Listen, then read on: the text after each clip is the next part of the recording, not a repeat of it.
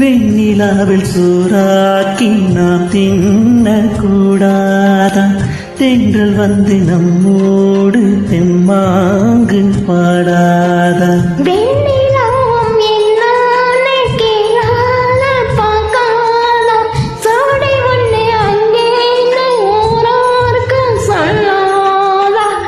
ஒன்னு என்ன போல 100 பேரை பார்த்து பழகி போனதம்மா பாலிலாவும் நேத்து. சொல்லி சொல்லி என்ன சொக்க வைக்கும், இன்னும் கொஞ்சம் காலம் காத்திருக்கலாம். நாள் பார்த்து நாள் பார்த்து நாள் போகக்கூடும், நடிக்காதேம்மா.